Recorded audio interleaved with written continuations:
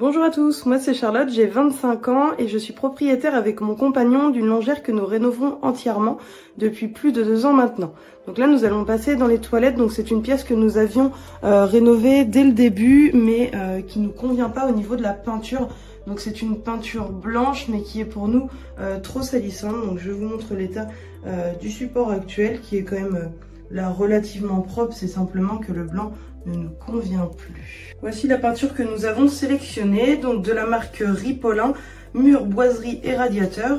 Donc c'est de couleur beige glaise et c'est un ton velours. Donc il nous informe bien que c'est une fabrication française, de haute opacité et lessivable. Donc là on va faire plus ou moins 25 mètres carrés avec ce pot là. Donc là il y a toutes les explications, les outils à utiliser, les types de pinceaux, et après on va pouvoir le réaliser sur tout type de support, donc que ce soit des supports neufs, anciens ou même des papiers ou des tapisseries. Nous allons donc commencer la peinture. Donc pour la peinture il faut un rouleau de 12 ou 13 mm ainsi qu'un petit pinceau rond.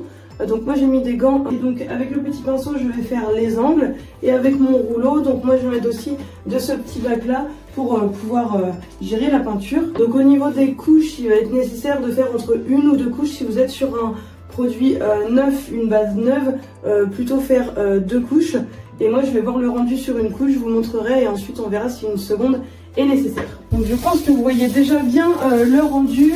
Vous voyez, on se rend vraiment compte de la différence. Là, on est sur un mat déjà, et là, c'était un brillant velours, pardon.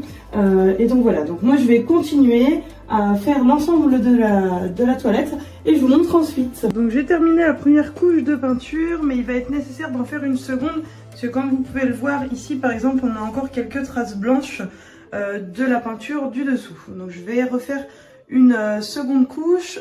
Donc j'ai attendu 1 heure pour qu'elle soit sèche au toucher, et il faut attendre 4 heures pour qu'elle soit sèche complètement pour la seconde couche. Donc c'est reparti pour une seconde couche de peinture. J'en suis très satisfaite, elle était très simple à appliquer et s'auto-lissait simplement.